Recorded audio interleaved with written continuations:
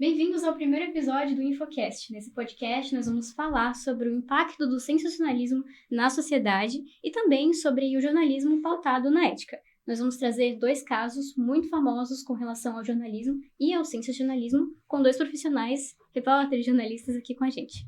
Eu sou a Faiola Damasceno, estou aqui com os meus colegas Ruth Moura e Cleberson Cordeiro, e também os nossos convidados, a jornalista e professora universitária Samantha Borges e o jornalista Lincoln Pradal, que atualmente é repórter no ND Joinville. Sejam muito bem-vindos. Hoje a gente vai unir essas experiências para debater conosco sobre os assuntos que a gente vai pautar aqui hoje. Antes de conversar sobre esses casos que a gente trouxe aqui, é bom sempre informar o que é o sensacionalismo, né? Ele é o contrário da informação. É quando uma notícia é passada com a intenção de chamar a atenção das pessoas, e não de informar as pessoas, para gerar engajamento, enfim, feita de forma exagerada. E isso gera, sim, impactos muito negativos na sociedade, principalmente para quem está ali recebendo essa informação. Professora, a primeira pergunta é para você. Por que o sensacionalismo continua a ser uma prática comum, mesmo quando a gente aborda tanto na faculdade, na universidade, sobre a pauta e ética jornalística? Bom, olá a todos, enfim, é um prazer estar aqui, né, com alunos, ex-alunos, enfim. Gente, a gente quer dar uma aula aqui, já ficar 2, 3 horas falando, né, porque tem tanta coisa que a gente pode falar sobre isso, mas quem foi meu aluno vai lembrar que eu sempre tinha uma aula que eu dizia, gente, um dos principais critérios, talvez o principal critério do jornalismo, né, que são os critérios de noticiabilidade, que a gente chama, né? Ou seja, aquilo que a gente vai utilizar para transformar um acontecimento em notícia, né? A gente diz que é a morte, né? Ou seja, tudo aquilo que foge, né, do comum, do corriqueiro, do cotidiano. E quanto mais isso for trágico, isso for, né, envolver morte, envolver acidente, enfim, isso vai ser algo muito fora da curva, né, da normalidade dos dias, então isso tem uma alta possibilidade de se tornar notícia, né. Claro, aos poucos a gente vai agregando outros critérios, mas o jornalismo, na sua essência, vai seguir essa regra, né. Enfim, uma piada, de certa forma, né, que é muito contada pelos grandes autores, enfim, no jornalismo, que é o cachorro, se o cachorro mordeu o homem, não é notícia, mas se o homem mordeu o cachorro, é notícia. A gente já ouviu isso, né? Todo mundo já ouviu em algum momento, ou leu em algum momento sobre isso, né? Quando estuda jornalismo. Então, assim, então a gente entende que faz parte da essência do jornalismo, né?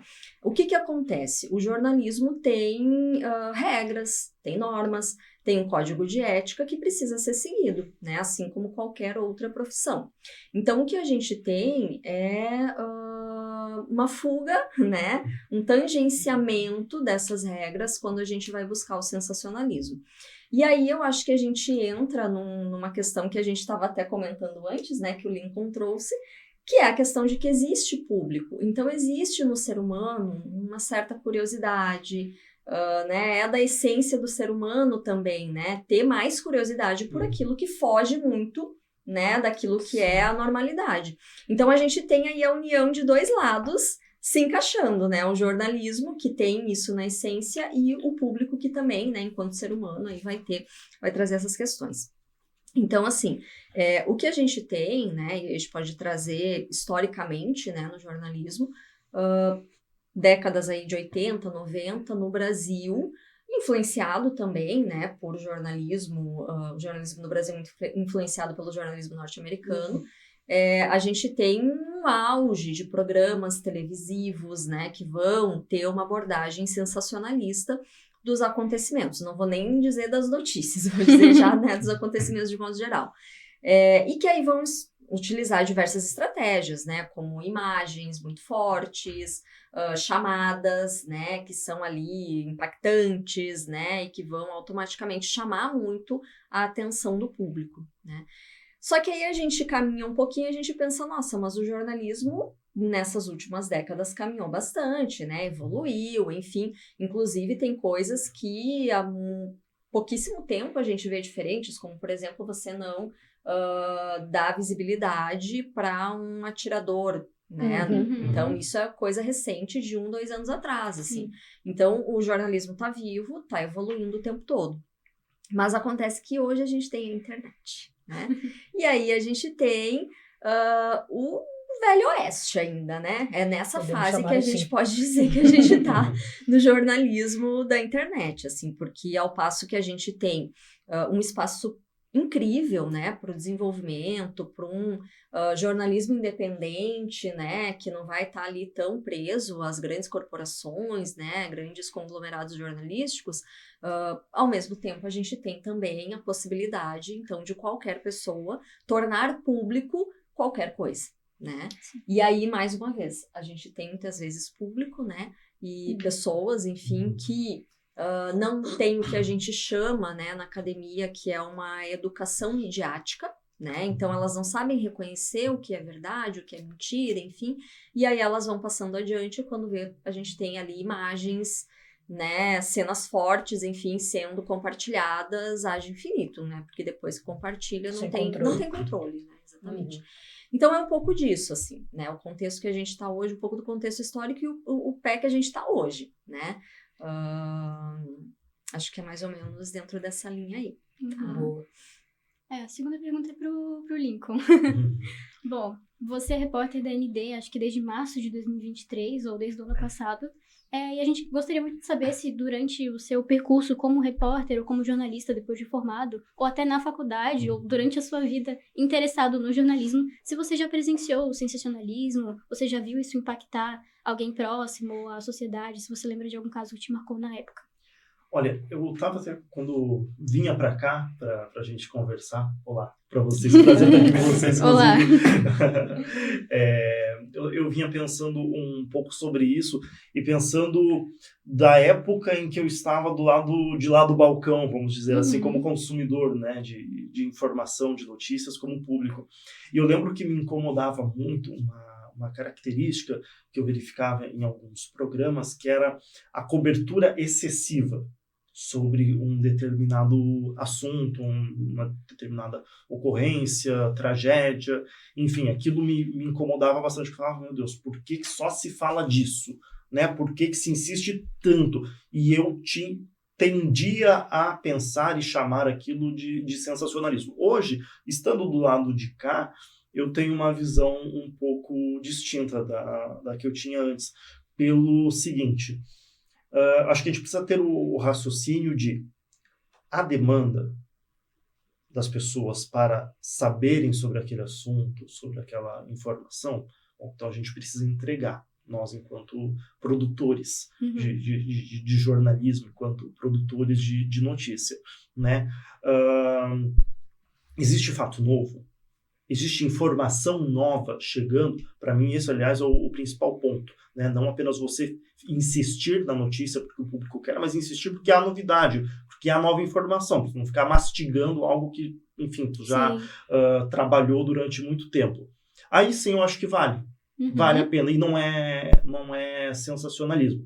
Mas sim, eu já visualizei várias situações, acho que muito mais como consumidor de notícias, mas me chamou muito a atenção esse contraste da mesma situação, eu consegui verificar de perspectivas diferentes, né? Da época que eu era o consumidor da informação e hoje como, enfim, transmissor e como, eu sempre brinco, né, operário da notícia que produz essa informação para as pessoas. Esse é o Infocast. Quero agradecer a participação dos profissionais jornalistas que estão aqui na nossa bancada. Vamos falar agora do primeiro caso, o caso da Escola Base em São Paulo, um caso que aconteceu em 1994, que gerou muita especulação e arruinou a vida de muita gente naquela época, né? Principalmente das famílias, dos donos da escola, dos funcionários e de pessoas que estavam ali envolvidas naquele caso. O caso aconteceu em 1994, trata de uma injustiça envolvendo os donos e funcionários que foram acusados de abuso sexual, né, contra alunos. A mídia naquela época divulgou ali, sem provas, acusações terríveis, né, resultando no lixamento público dessas pessoas, destruindo a escola e arruinando a vida dos acusados. Apesar da polícia concluir meses depois que não havia evidências, o estrago já estava feito. Isso exemplificou um dos perigos, né, do sensacionalismo, né? O linchamento público, arruinar um negócio que estava em andamento, né? E arruinar a vida de pessoas que estavam em casa, por ser familiares, não tinham nada a ver. Sim. Então, Lincoln, outra pergunta para você. Quando a gente foi te convidar para participar do podcast, eu falei, olha, a gente vai falar sobre 2 casos, um deles é o caso da escola base, e você falou, eu conheço, gosto muito de falar sobre isso, porque é intrigante no jornalismo, é um caso muito conhecido, né? Porque fala sobre o sensacionalismo, sobre o perigo da informação se ela não for bem apurada. Inclusive, esse foi o principal problema do caso.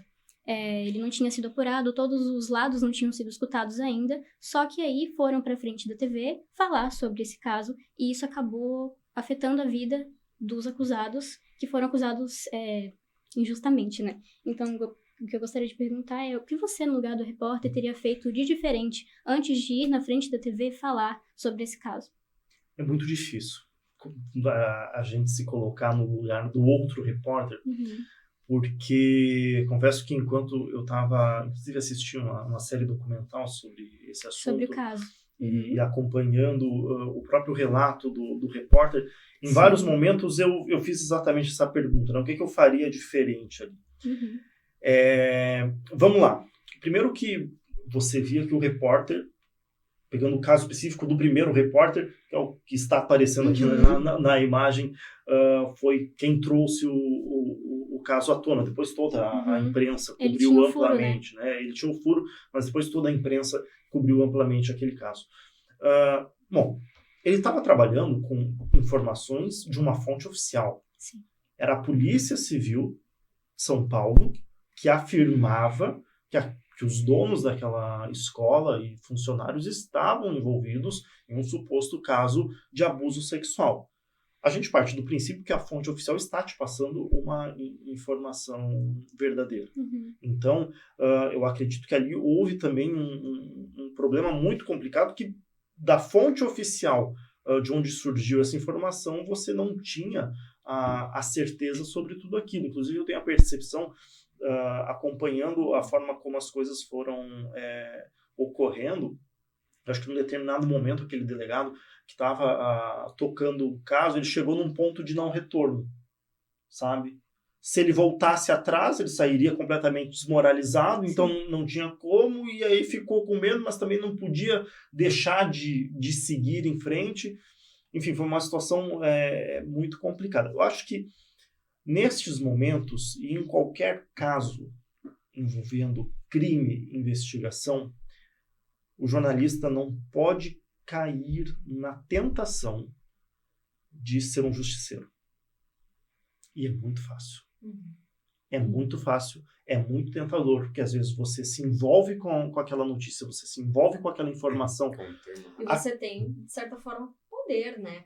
Que é o poder de divulgação. Muito. Você tem uma máquina poderosíssima de fazer o bem e de destruir reputações também. Tem condições totais de fazer isso. Então, e é muito fácil, porque você, como eu vinha falando, você se envolve com o caso, aquele caso de toca, por mais que a gente sempre, né, durante a faculdade e na prática jornalística também, a gente sempre tente se policiar para não se envolver, para não para ter um olhar assim menos, para usar uma palavra da moda, mas menos emocionado com relação àquilo, mas emocionado no sentido porque aquilo toca emocionalmente. Não somos de carne e osso. Sim. Existem casos que você se depara e que você não tem como não se revoltar, não tem como não dar um tapa na mesa e querer socar o computador, porque aquilo te revolta muito, porque aquilo que você está lendo é muito absurdo, sabe? Mas não dá para cair na tentação de querer ser justiceiro. Primeiro que não te cabe este lugar. O jornalista, o repórter, não é juiz, não é promotor e não é polícia.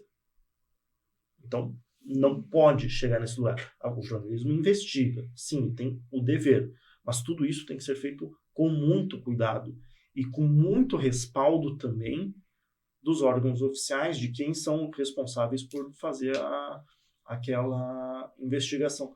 Então eu vejo que neste caso ali, não sei se foi isso que aconteceu, de verdade. Não sei se foi isso que aconteceu com relação aquele repórter específico que deu o furo de reportagem e a todos os outros que estavam envolvidos, porque eu acho que é muito perigoso também a gente culpar apenas um profissional. Sim, quando certeza. a imprensa Sim. do país estava seguindo no mesmo caminho Sem naquele contar caso. a guerra de audiência, né?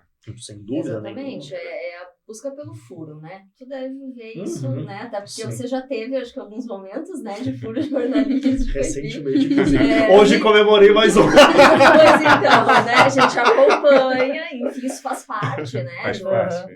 Da vida do repórter, né? E é algo que tem um peso, né, para uma emissora, para um meio de realmente. comunicação.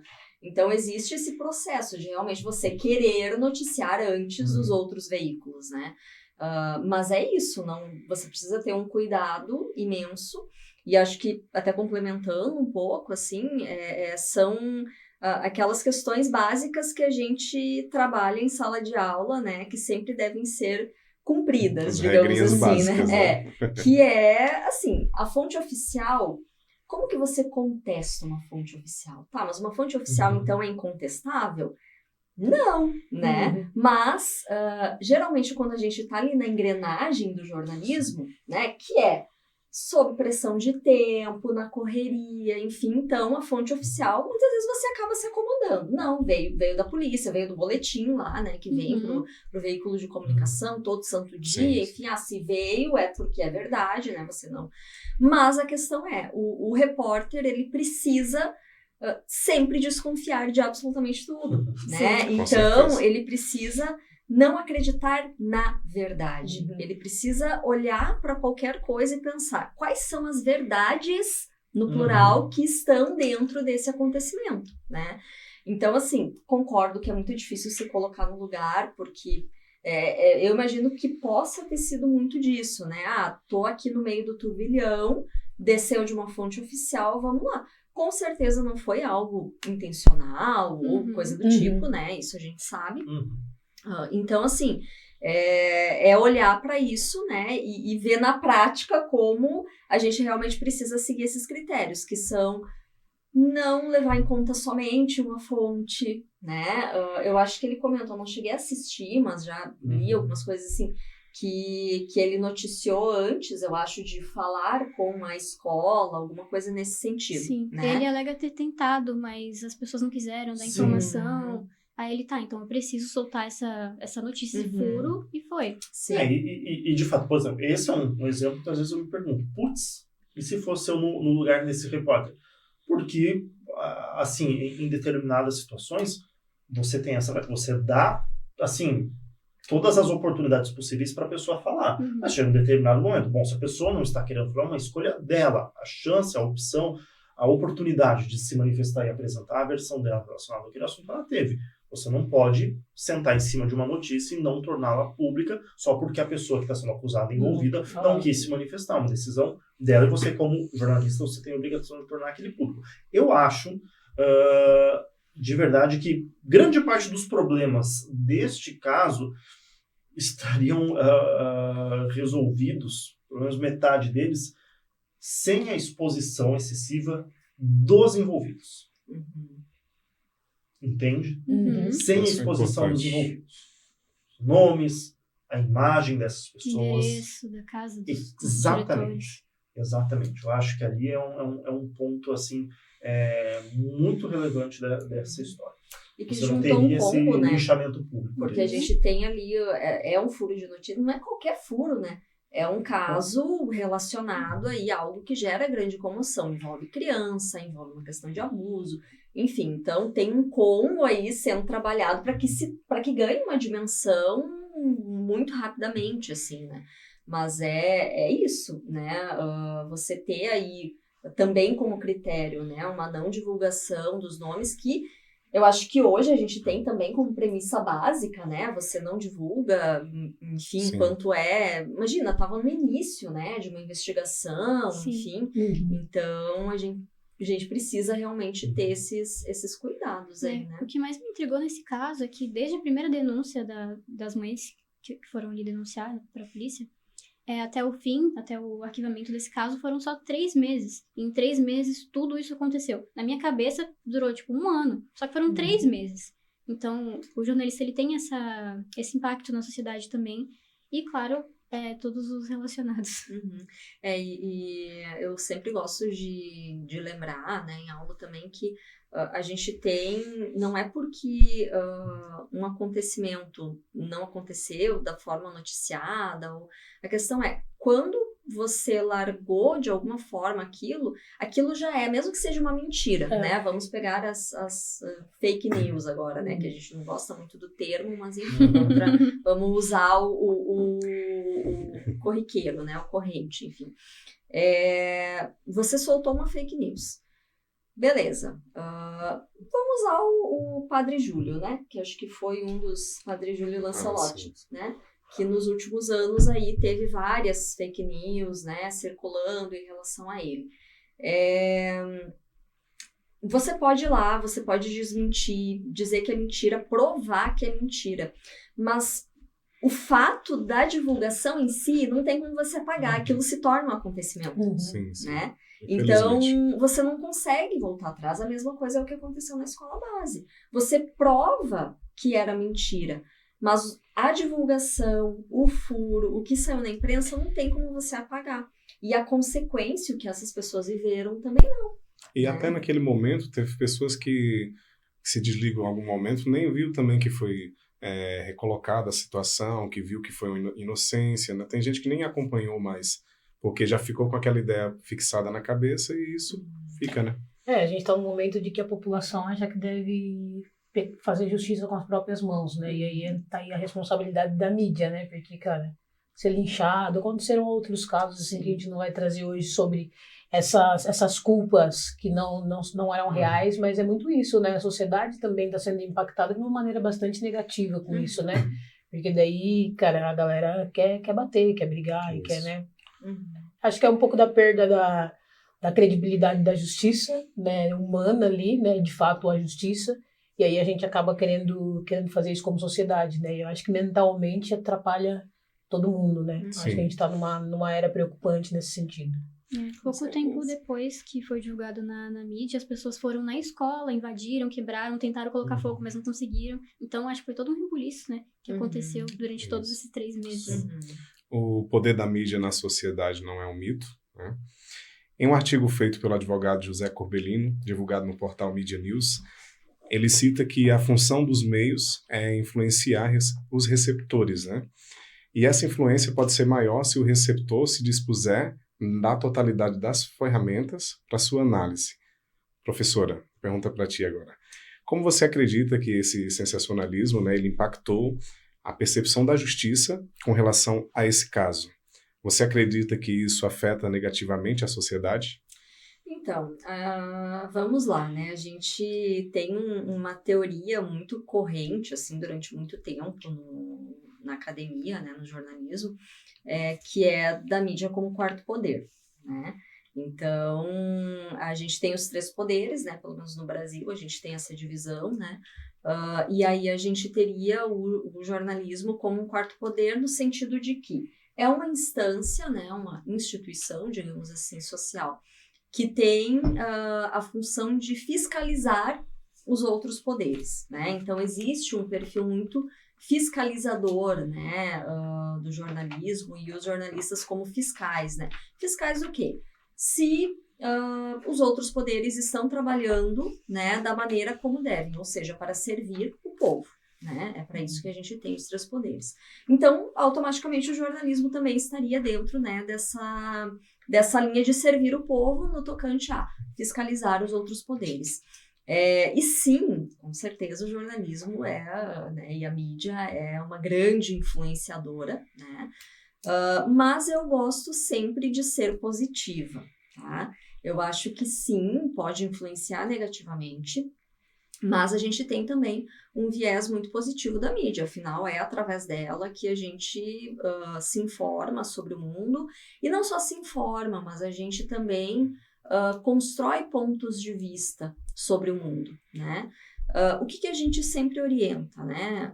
Que não consumir somente um veículo de comunicação, não demonizar veículos de comunicação, buscar uma mídia que, de certa forma, siga, né, regras, normas, como a gente falou bem no início, né, que fazem parte do universo jornalístico, né, como né, um código de ética, enfim.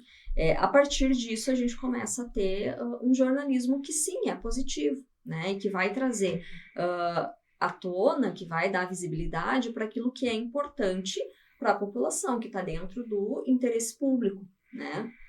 Agora, a gente não pode esquecer, o Lincoln falou, né?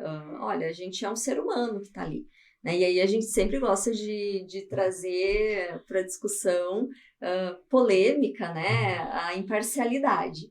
Que todo mundo que não estuda jornalismo defende, nossa, exaustivamente, que o jornalismo tem que ser imparcial, né? Mas, gente, o jornalismo não vai ser imparcial nunca, né? Desculpem, né, as pessoas que acreditam nisso, mas, gente, isso é uma mentira, né? Por quê? Em cada repórter, não existe você ter 100% de distanciamento do acontecimento que você está fazendo a cobertura, né? Então, você sempre vai ser o Lincoln. E é isso que torna o jornalismo também interessante, porque o Lincoln vai fazer a cobertura de um acontecimento de uma forma, a Ana de outra, a Faiola de outra, enfim. E assim a gente tem diferentes pontos de vista sobre uma mesma coisa, né? Então, o interessante é a gente consumir, a gente, enquanto consumidores, também não confiar em tudo, né? Ter essa desconfiança sempre premente. Então, a gente buscar, verificar, buscar em diferentes sites, em diferentes jornais, enfim.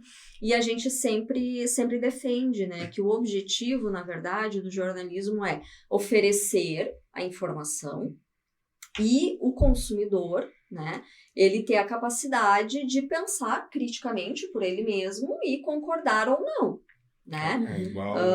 O que a gente tem no Brasil, que aí é algo muito delicado, e aí que a influência se torna realmente algo muito preocupante, é que as pessoas, a gente tem historicamente, culturalmente, uma população que lê pouco, que tem um pensamento crítico pouquíssimo desenvolvido, não porque, né, não vamos entrar aqui, não vamos entrar em uma síndrome de vira-lata, não é nada disso, mas é no sentido de, realmente, falta de acesso à educação, cultura, realmente, de ler e tudo mais. Então, o que a gente tem? A consequência lá na frente, adultos que realmente não conseguem, muitas vezes, diferenciar ou que se acomodam em uma primeira, ou que sequer vão ter esse instinto de desconfiar, será que isso é verdade? Não, mas está saindo no jornal, como que, né, esse ponto de vista aqui não vai ser verdadeiro? Inclusive, né? Saiu uma pesquisa esses dias, né, que mais da metade dos brasileiros ainda não leram um livro esse ano, eu vi. Né? Bem preocupante esse dado. Sim.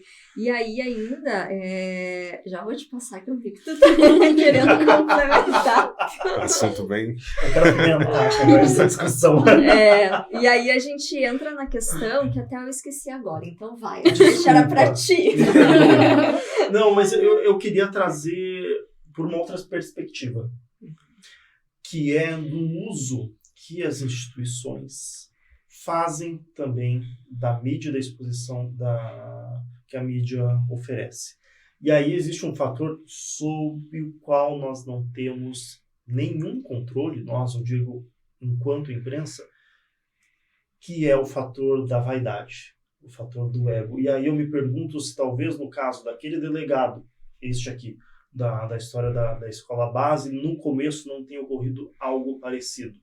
A exposição, o holofote, a câmera, você sendo visto pelo Brasil inteiro, você sendo visto como o super-herói que está desvendando um crime, porta-voz daquela notícia. O porta-voz que está salvando criancinhas. Meu Deus, mas quem que vai questionar a idoneidade deste homem que está salvando crianças dos bichos papões aqui? Isso. Então, é um fator muito perigoso que a imprensa, como eu disse, não tem controle, mas precisa tomar cuidado para não dar palco.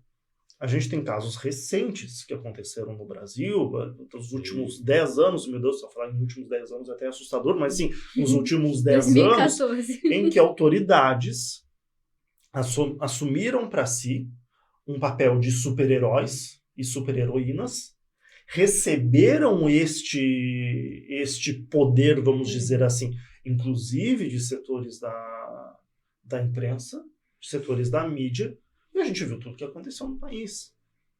Então isso é muito perigoso. E a gente está falando também de uma época que o poder era muito centralizado na televisão. Só emitia, né? Não tinha essa interatividade como a gente tem hoje, né? Porque hoje a gente pode buscar, né? O internauta, o ouvinte, ele pode buscar vários meios, vários tipos de TV ou de veículos de imprensa com diferentes pensamentos, né? E aí ele vai fazendo essa colheita, né? Vai fazendo esse filtro. E naquele tempo, não. Naquele tempo a gente sentava em determinados canais e ali ficava o dia inteiro, aquela cobertura massiva e só jogando o que a gente tinha que ouvir, né?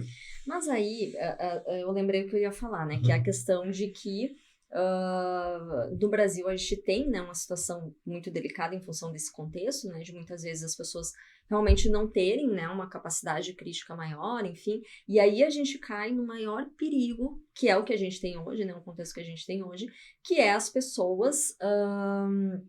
elas se deixarem influenciar ou comprarem a influência que elas querem, que corresponde ao que elas acreditam, ao único ponto de vista delas sobre o mundo, né? Então, eu acredito que um casal seja somente homem e mulher. Então, se uma mídia não defender isso, não, essa mídia, ela tá errada, ela tá contra a família. Então, assim, se torna um jogo de paixões, na verdade, né? Exato. Quando, na verdade, o jornalismo, ele tá ali para oferecer o máximo possível de pontos de vista sobre a realidade, né?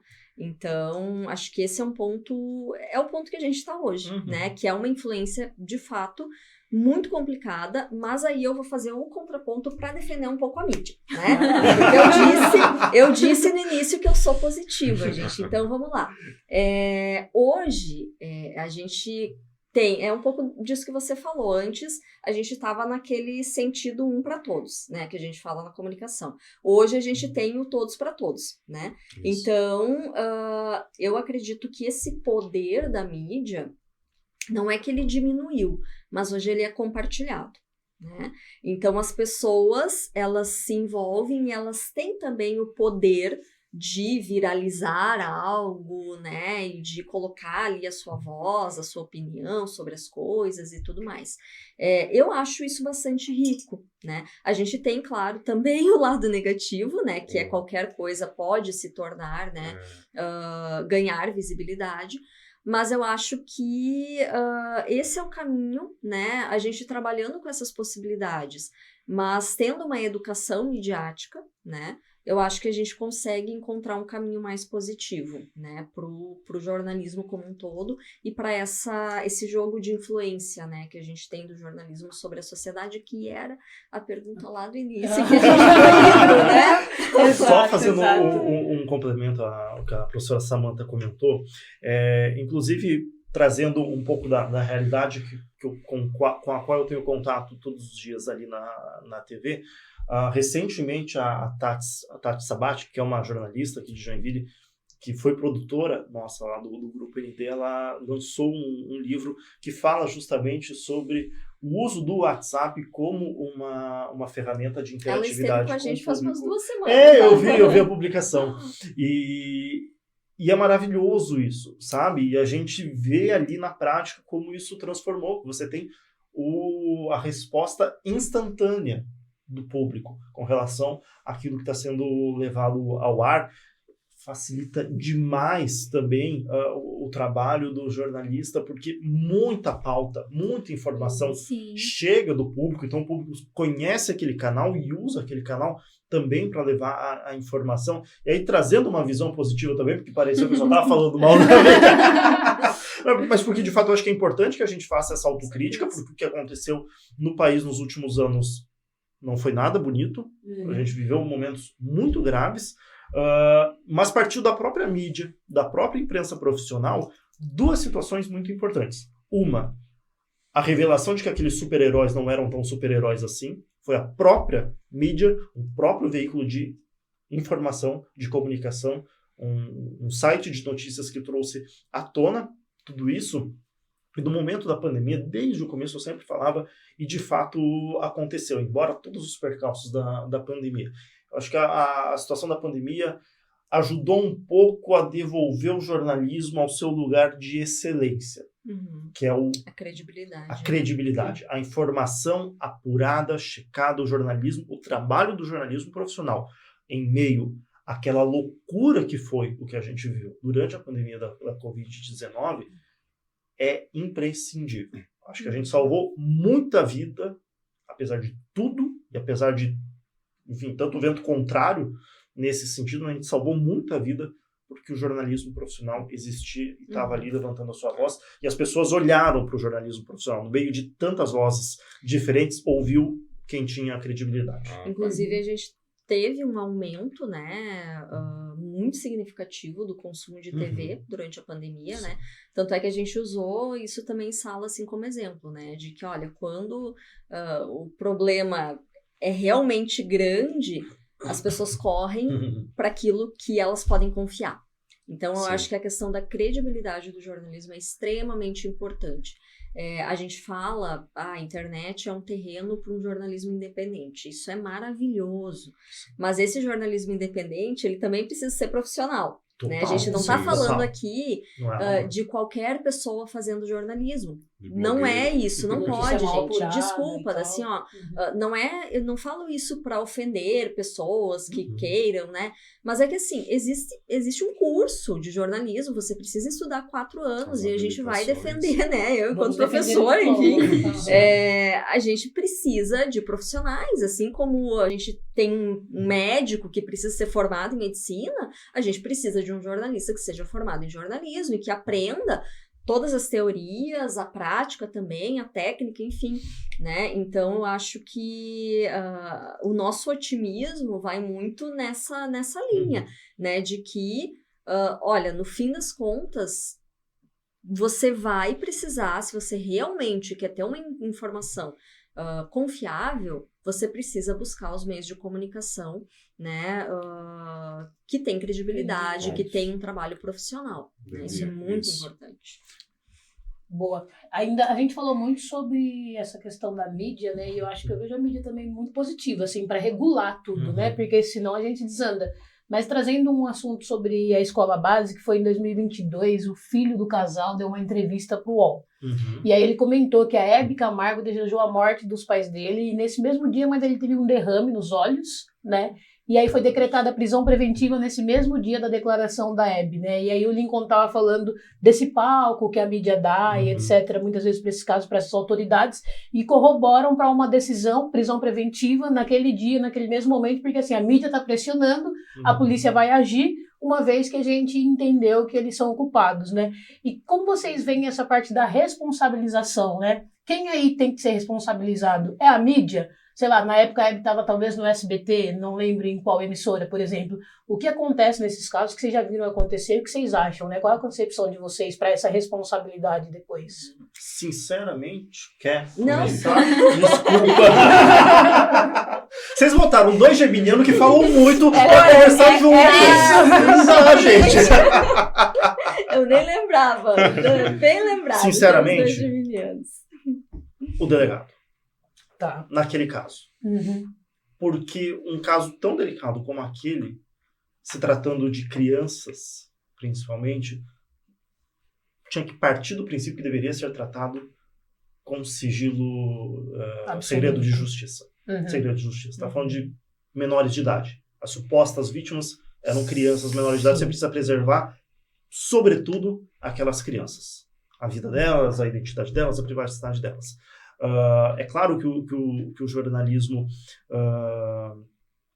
enfim, de alguma forma contribuiu, a imprensa, a forma como a informação foi tratada naquela época pode ter contribuído para o desenrolar das coisas, mas eu não gosto nem um pouco da possibilidade da gente partir para um viés de criminalizar a prática jornalística. Eu acho que a gente abre um precedente muito perigoso. Muito perigoso. Erros podem acontecer? Sim. É preciso que o jornalista tenha responsabilidade e trabalhe da forma assim, mais cuidadosa possível, principalmente em casos graves, delicados como esses? Sim, mas vamos lá. O jornalista estava trabalhando com informações de fontes oficiais. Ele entrevistou vítimas e mães das vítimas que falaram sobre aquilo. Aquilo não foi uma notícia inventada. A denúncia foi, mas a notícia não era inventada, não foi o jornalista. Aquilo ali não era uma fake news. E aí eu acho que é fundamental a gente ter essa separação também do que é notícia falsa, do que é mentira. Do que é uma barrigada, um erro de apuração. São coisas completamente distintas. Sim. A gente não pode. E eu concordo com a Samantha quando ela fala que a gente não gosta de usar o termo excessivamente fake news, eu também não gosto. Eu acho que a gente tem que dar um nome certo para as coisas. Fake news é uma notícia produzida e inventada com todas as características de uma notícia verdadeira, mas que é, em essência, falsa, uma mentira. Mentira, boato, uma denúncia, uma acusação, é outra coisa. A gente precisa ter muito cuidado, senão a gente começa a misturar os conceitos e, de novo, parte para um precedente muito perigoso de você criminalizar a prática jornalística. Eu acho que quando eu até li essa matéria, acho que, não sei se deve ter saído bastante também, assim, teve uma repercussão. Quando a gente pensa na Hebe falando isso, a gente pensa, meu Deus, né? Aí a gente vai um pouco para aquele terreno que a gente gosta, né? De falar, ai meu Deus, anos 90, terra de ninguém, enfim. Mas eu acho que tem alguns pontos para a gente observar aí. Primeiro, o poder de comunicadores, não somente aqui falando do jornalismo propriamente, então a gente está falando de imprensa, não somente jornais, né? Então a gente acho que por isso que esse caso é tão emblemático e marcante, assim, porque... E talvez deu a repercussão exatamente porque foi na mão dos comunicadores. Isso. Então geral, a gente tinha comunicadores na época que tinham esse espírito justiceiro, né? Se incentivava, inclusive, isso, né? Porque eram programas que davam bastante audiência. E quando você pega, né, uma pessoa com a visibilidade, com a influência, o poder de influência que a Hebe tem, falando algo tão pesado, né? A gente realmente tem algo quase inimaginável, assim, né? Isso explode, né? É muito difícil a gente conseguir imaginar isso, mas aconteceu, né? Teve consequências, como você relatou, enfim. E aí a gente vai para esse terreno, né, de criminalização, não criminalização, enfim. O que a gente tem, por que a gente defende a mídia profissional, né? Porque a partir de um viés profissional, você tem a opção, sim, de você processar. Muitas vezes, né, o que a gente vê, né, não se processa um repórter unicamente, né, se processa o veículo de comunicação. E se a gente for ver, a gente tem aí os grandes veículos de comunicação, né, eles acumulam centenas de processos, isso é algo muito comum, né. Só que aí entra essa questão do cuidado, né, realmente de você... não tratar o jornalismo como algo que vai chegar ao ponto de, por exemplo, a pessoa, eu não gostei da forma como a mídia abordou, então eu vou processar, né? Que aí também a gente entra num terreno que não dá. E como é que você vai fazer jornalismo? Porque jornalismo, como a gente disse lá no início, tragédia, morte, questões difíceis, o jornalismo trabalha com isso, né? Questões judiciais, enfim, né? Então, realmente, a gente tem que ter muito cuidado e eu diria que também, assim, vou concordar com o Lincoln, sabe? Eu acho que talvez se a gente tivesse que fazer um peso aí, eu acho que realmente o do delegado porque aí a gente tá indo para a essência da questão, assim, olha, onde que tá o problema realmente disso, né? Tem problema de apuração, tem problema, mas eu acho que a fonte oficial tem uma responsabilidade tão grande quanto, né? Então, por isso que, é 100% confiável? Depende, né? Mas o objetivo dela ali, sim, é estar defendendo, né, a verdade, aquilo que realmente pode ir para frente. Sim. E outra coisa, né, a gente tem que pensar que as pessoas que estão à frente, né, de alguns setores da sociedade, né, que têm alguma visibilidade pública, que são pessoas públicas, elas estão acostumadas com isso. Então, um delegado, ele vai estar constantemente em contato com a mídia, porque ele sabe que ele está lidando, ele trabalha com uma área que é de interesse público, né? Então, ele também tem que estar preparado para lidar com isso. Ele sabe, né, que ele não pode enviar para a mídia qualquer coisa ou sem ter um sigilo, né? É um Então, senso comum, né? Consequentemente, quem tá exatamente. lidando com Isso. ele acredita que o que ele tá falando é verdade. Exatamente. Então digamos que o poder de influência começa lá nesse Lá ponto atrás. da fonte, né? Uhum. Não tá Uhum. somente aqui, né? Na notícia em si. E eu vou fazer um adendo para minha fala inicial, talvez uma correção, tá? Do meu comentário sobre responsabilização. O ponto de partida, na verdade, acho que é muito importante a gente ficar de olho nisso. É a denúncia falsa que aconteceu. Isso. A gente pode ir mais a fundo ainda, né? Houve uma denunciação caluniosa, é um crime cometido ali. Sim. Falso testemunho, outro crime acontecido ali. O delegado também, embora a condução que ele deu ao caso, talvez no momento em que ele percebeu que estava fazendo algo de muito errado, conduzindo a situação, estava descambando e perdendo o seu controle, deveria ter, por pior que fosse, né, a situação de ter que admitir, putz, errei, mas deveria ter tomado essa atitude. Tudo parte de uma denúncia caluniosa. Então, a gente também não pode correr o risco de descredibilizar as instituições de justiça, os órgãos de investigação, os órgãos de segurança, que aí eu preciso,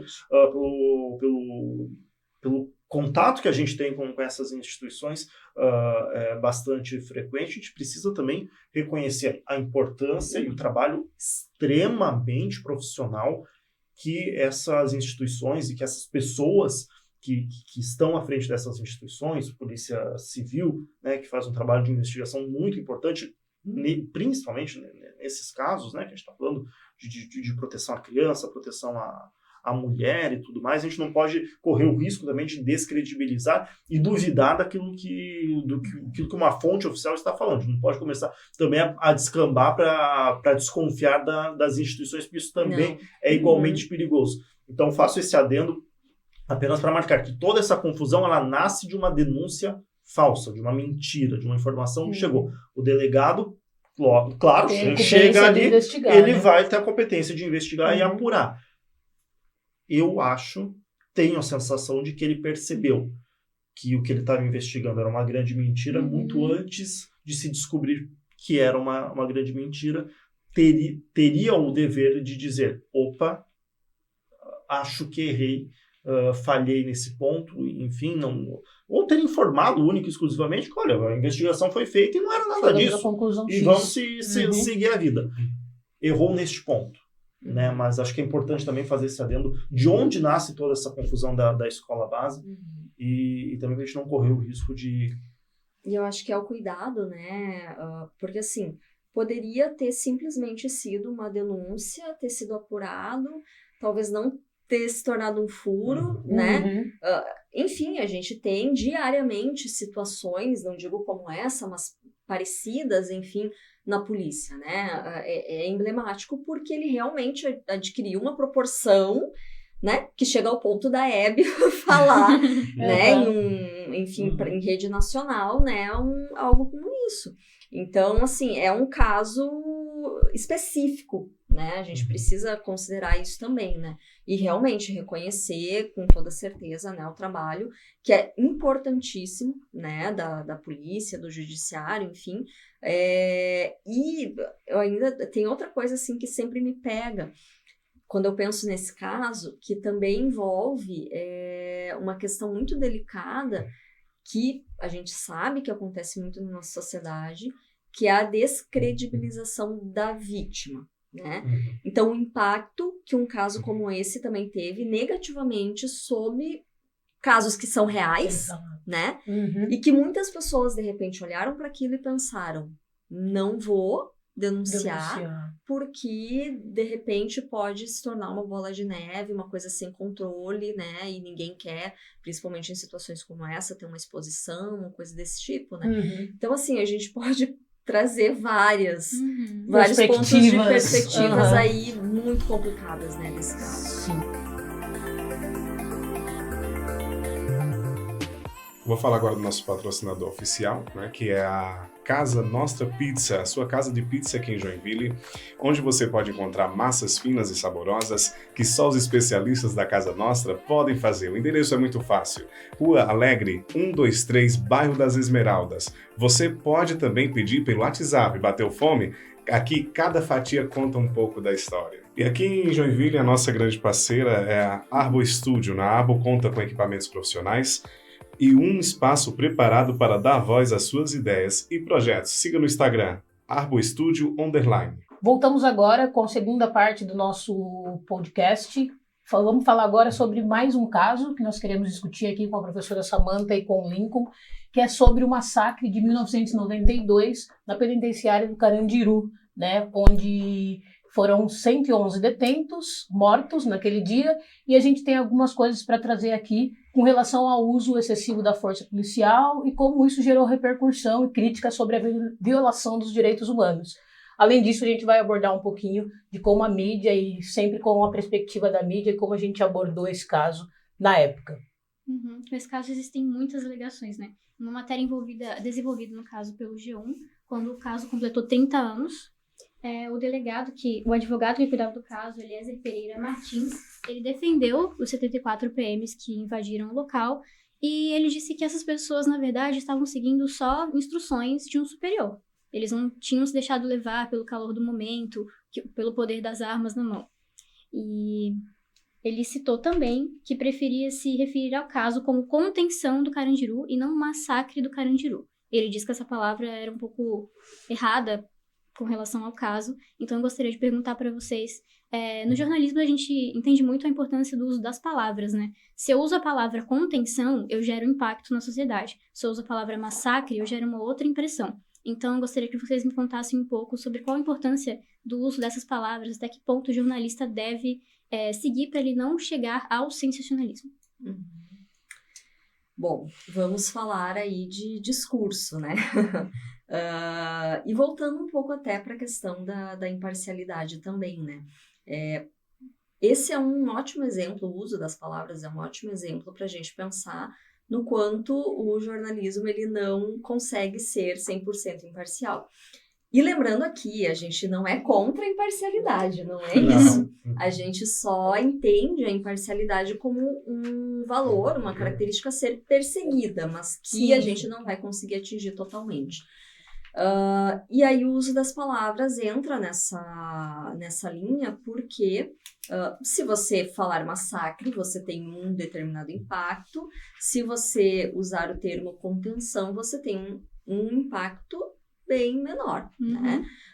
E aí o jornalismo, o discurso jornalístico tem como base justamente isso, né? Qual a melhor palavra e, principalmente, né, esse melhor não está atrelado ao que eu acredito ou ao que eu acho. Não, qual a palavra que, de fato, vai conseguir descrever este acontecimento de forma mais adequada, né, para o meu público. Então, a gente vai ver... E aí a gente entra numa seara que também é delicada. Tudo é delicado aqui, né? É complicado. Que é o entendimento de que, sim, as grandes mídias, elas não cometem erros de forma escancarada, digamos assim, né? Ou tentam, pelo menos, não fazer isso, mas existem algumas estratégias veladas de influência. E essas estratégias veladas geralmente acontecem através do uso das palavras, né? Porque é algo muito sutil, né? As pessoas não ficam... mas por que usou massacre e não um outro termo, né? Colocou massacre ali, pronto, você já condicionou a tua leitura, né?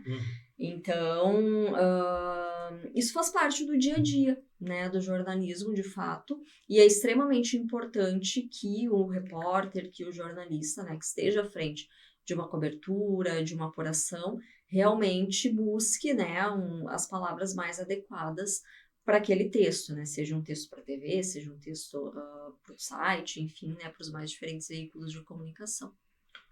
Concordo com a Samantha e trazendo também de uma outra perspectiva. Por exemplo, né, nesse exemplo da contenção e do massacre, além do impacto diferente dessas duas palavras, você tem um entendimento completamente diferente. Se eu olho isso numa manchete, eu vou achar, deu uma rebelião, prenderam todo mundo de novo e, sei lá, solitária para todo mundo. Massacre é morte. Então, acho que tem também o cuidado, né, com o uso correto das palavras para que vai dar um entendimento correto sobre o que aconteceu. Eu não consigo, me desculpe, olhar para um caso em que 111 pessoas, segundo dados oficiais, morreram à base de tiro, à base de bala. Não consigo chamar isso de contenção. Isso é massacre. É uma chacina. Dá para chamar também.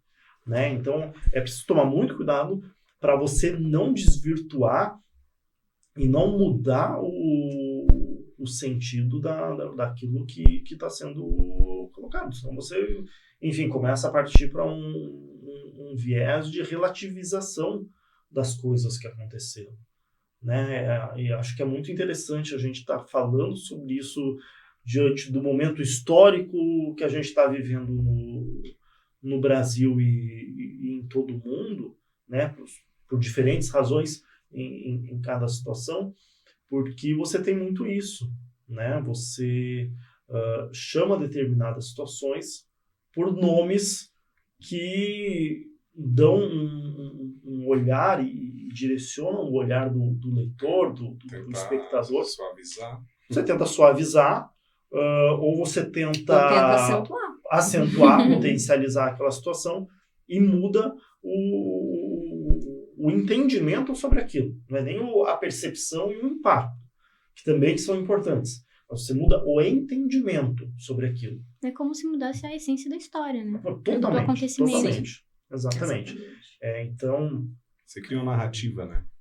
É claro. Por exemplo, se eu estou escrevendo um texto, né, trabalhando no portal, a gente faz escolhas, claro, de palavras e termos em determinados momentos que chamem a atenção, de fato, do público. Você quer que a pessoa entre e clique na sua matéria. Falando de jornalismo digital, em que você está disputando a unhas e dentes o clique, o acesso do teu público, né, a audiência do teu público, com outros veículos e com quem não é veículo nenhum, com quem é, enfim, tia do Zap, você precisa usar alguns recursos que consigam impactar e que seja muito rápido, tem que ser muito efetivo aquilo. Então, às vezes eu posso simplesmente, ao invés de usar um acidente grave, usar um acidente gravíssimo num título, e eu vou chamar a atenção do meu leitor de forma completamente diferente. Não mudei o entendimento sobre aquilo. Um acidente grave, um acidente gravíssimo. Ele dá o peso real daquela matéria, daquela reportagem, da notícia. Sem mudar a Mas história. você chama a atenção, você atrai o olhar do leitor, do espectador, do público, de uma outra maneira. Então, acho que a gente pode olhar por duas perspectivas, né? Do impacto e também do entendimento, da percepção sobre aquilo. Perfeito. Lincoln, como a desinformação veiculada, né, pela mídia e as autoridades influenciou a percepção pública, neste caso do massacre do Carandiru, e quais foram as consequências dessas informações? Olha, falando em linhas gerais, né, como eu vinha falando sobre a escolha de palavras, a partir do momento que você dissemina informação, você desvirtua completamente a compreensão e entendimento sobre aquilo que ocorreu de fato. Então é um lugar muito perigoso, muito perigoso. E quanto mais difícil a cobertura, quanto mais tenso o caso, quanto mais paixões aquilo levantar, mais perigoso ainda e com mais delicadeza e com mais cuidado você precisa tratar tudo aquilo. É extremamente perigoso quando você pode ser uma informação muito que às vezes no fazer jornalístico, no momento, na rotina do dia a dia, pareça assim até banal, mas que pode ser utilizada e potencializada por quem está lendo, por quem está recebendo aquela informação para mudar o rumo da prosa, vamos dizer assim.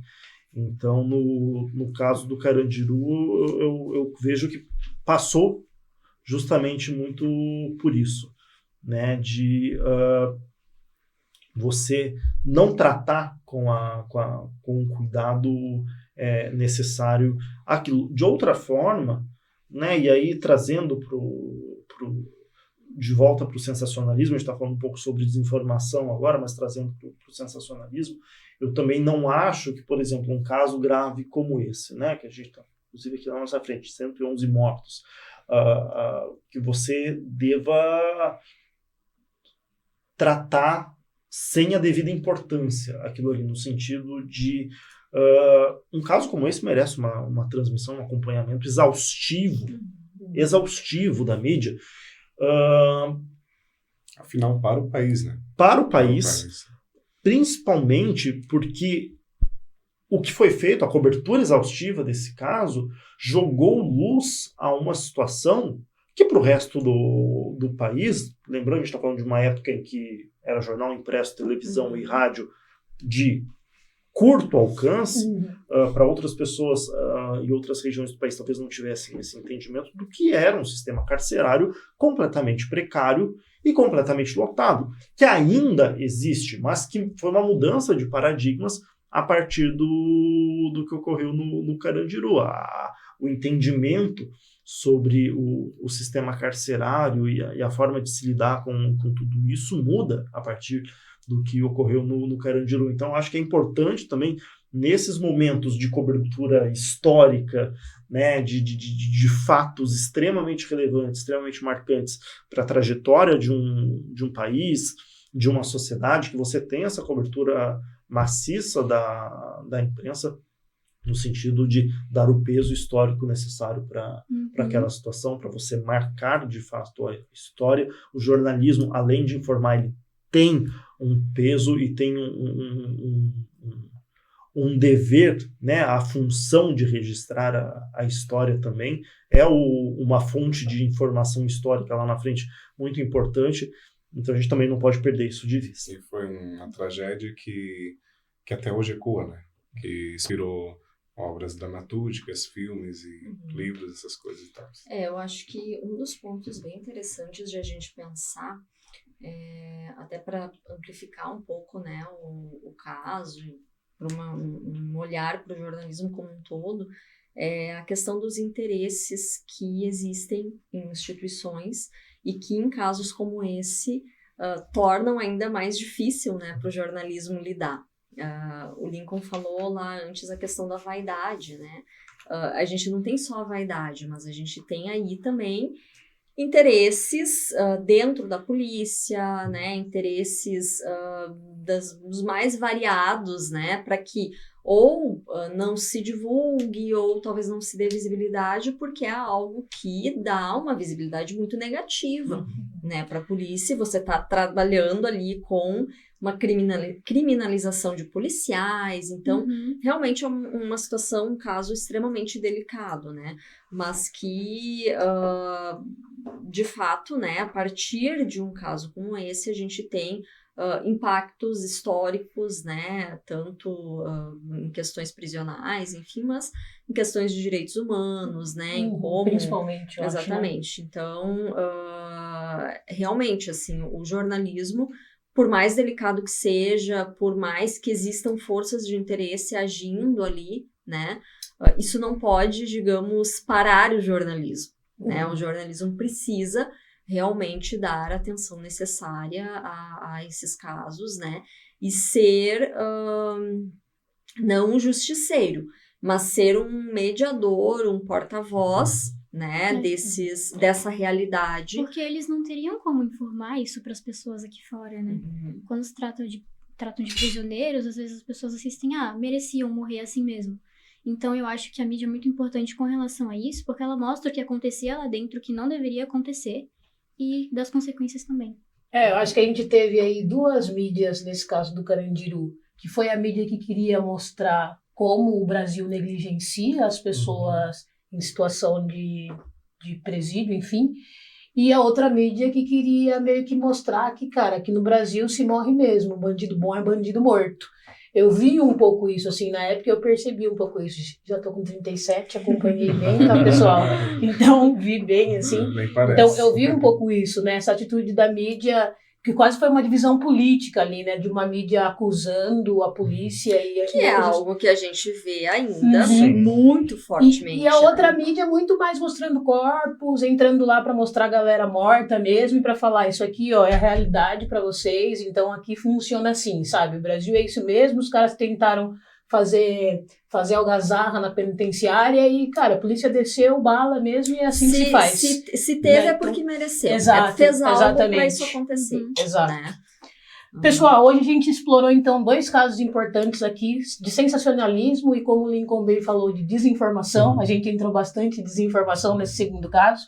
Esses são exemplos que mostram como o jornalismo pode influenciar diretamente a sociedade e ressalta a importância da ética jornalística. Então, agora, para fechar, uma pergunta para vocês dois novamente. Eu queria que vocês explicassem para quem está assistindo sobre a importância do profissional jornalista no mundo atual. A gente vive num mundo de desinformação, não é de hoje, mas o profissional jornalista, ele, como a senhora falou, como você falou, ele é o mediador dessa informação e pode mostrar para quem está assistindo, para quem está acompanhando essas notícias, o que acontece no mundo, para que eles entendam aonde eles vivem. Qual a importância do profissional. Eu até brinco, às vezes, né, que eu não sei como que a gente não ganha mais dinheiro. Porque, Isso é verdade. gente, não existe, o mundo não existe sem o trabalho do jornalista, né?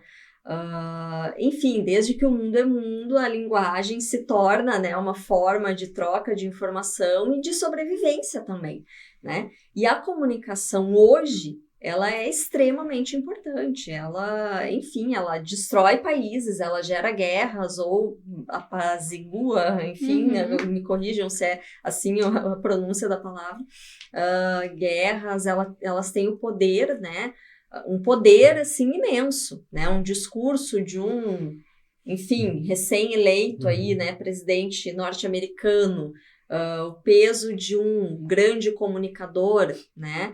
Então, a comunicação realmente, assim, ó, para mim é um dos pilares da nossa sociedade, da informação que a gente chama, né? E o papel do jornalista é, enfim, extremamente importante no sentido de, a gente falou muito do jornalismo profissional, né?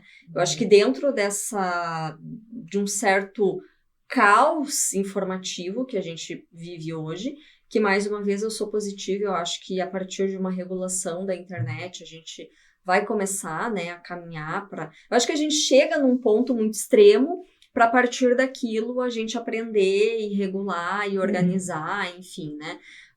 Eu acho que a gente tem sim, né, no jornalismo um norte, né, para as nossas vivências, para o nosso cotidiano, para o registro histórico da nossa realidade, né, extremamente importante. Então, assim, o jornalismo ele é imprescindível, né, não tem como viver sem jornalismo, sem comunicação na sociedade atual. É esse papel realmente de mediar realidades, né, e que precisa seguir, claro, né, determinados parâmetros, determinadas normas, né, que eu acho que hoje estão um pouco bagunçadas em função desse ambiente desregulado da internet, mas que a gente vai caminhar sim, né, muito brevemente aí para algo muito positivo, né, e utilizar essa força que a internet tem para uma comunicação realmente, né, mais assertiva e a informação sendo utilizada para interesse público, que é o objetivo final, né, do jornalismo.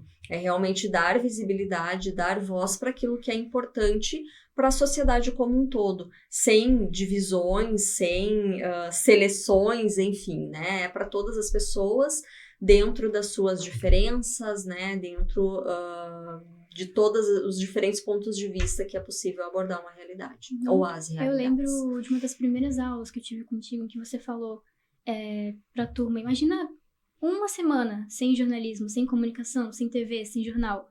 O que iria acontecer no mundo? Como as pessoas iriam conversar? Como as pessoas iriam saber o que está acontecendo nos Estados Unidos? Como que as pessoas iam saber o que está acontecendo de guerra? E se tiver uma guerra explodindo aqui do meu lado, eu não vou saber? Porque eu não vou estar sendo informado sobre isso. É um ótimo exemplo. Eu gosto de pensar muito, e aí olhando um pouquinho para a câmera, que eu gosto de uma câmera, e falando com quem está ouvindo e assistindo a gente, de pensar que, assim como tem todos os dias gente acordando de manhã cedo, indo para o trabalho para salvar vidas, para cozinhar e para servir as pessoas, para organizar o trânsito, enfim, cumprir as suas diferentes funções dentro de uma sociedade que são igualmente importantes. O jornalista também faz exatamente isso, né? Eu não gosto da visão do jornalista lá e o público aqui, né? Essa coisa distante de que não se olha para o jornalista como um trabalhador. Eu gosto muito do termo, que inclusive Fazer Justiça foi uma repórter que trabalhou comigo lá na TV, a Darly, e que ela falava, eu sou operária da notícia, e eu roubei esse termo dela. Nós somos operários da notícia, nós somos trabalhadores da notícia, a gente se dedica a isso, o nosso ofício é esse, e é produzir notícia, produzir jornalismo profissional, para que as pessoas que estão no dia a dia, no seu corre mesmo, né, na loucura da vida, cumprindo as suas funções, cuidando da casa, cuidando dos filhos, cuidando da mãe, cuidando do pai, enfim, fazendo tudo que tem que fazer, não tem que se preocupar com esta outra situação que é muito importante na vida de qualquer ser humano, que é de se informar. Então a gente vai lá todos os dias produzir e entregar. Olha, está aqui. Alimente-se da informação, alimente-se deste material, aproveite, alimente-se de outros produtores, né, de outros operários da notícia também, do produto dessas pessoas também, porque é importante a gente trabalhar com essa diversidade de informação e de fontes de informação, mas é muito importante a gente olhar desta forma.